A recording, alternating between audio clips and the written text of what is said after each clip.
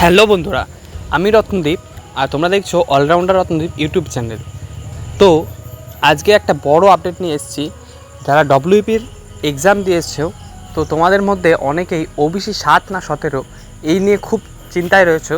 তো এই ভিডিওটা শেষ পর্যন্ত দেখতে থাকো, অবশ্যই তোমরা ক্লিয়ার হয়ে যাবে যে 7 নাকি 17% রেজাল্ট আসছে।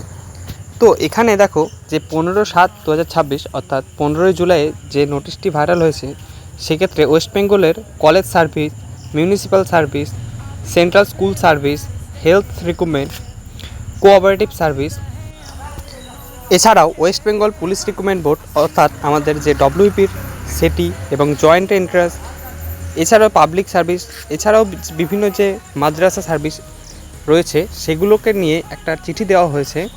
তো এই চিঠিতে কি আছে তোমরা এই ভিডিওটা শেষ পর্যন্ত দেখো। পশ্চিমবঙ্গ সরকারের যে নতুন রোস্টার 100% যে রোস্টার নিয়ম, সেটা কোন কোন ক্ষেত্রে লাগু হবে সেটা দেখো এখানে বর্ণনা করা আছে।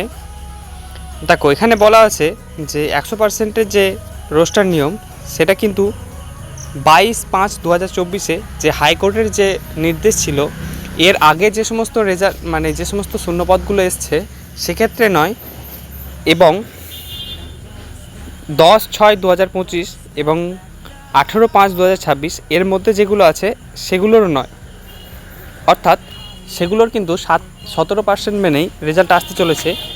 এর পাশাপাশি দেখো যে সমস্ত রিকমেন্ডের শূন্যপদ 18/5/2026 পর এসছে সেগুলো এখানে মেনশন করা আছে। ওবিসির যে 7% নিয়ম সেটা মেনেই হবে, এবং সেক্ষেত্রে 66টা যে জনজাতি আছে সেগুলো মেনেই হবে। তো যে সমস্ত বোর্ডগুলো আগে মেনশন ছিল তাদেরকে বলা হয়েছে 7 দিনের মধ্যে তাদের যে শূন্যপদ এবং এখন বর্তমানে কোন পজিশনে রয়েছে, তারা যে ইন্টারভিউ হয়ে গেছে নাকি, এছাড়াও বিভিন্ন যে পজিশন রয়েছে সেগুলো 7 দিনের মধ্যে তাদেরকে জমা করতে বলেছেন।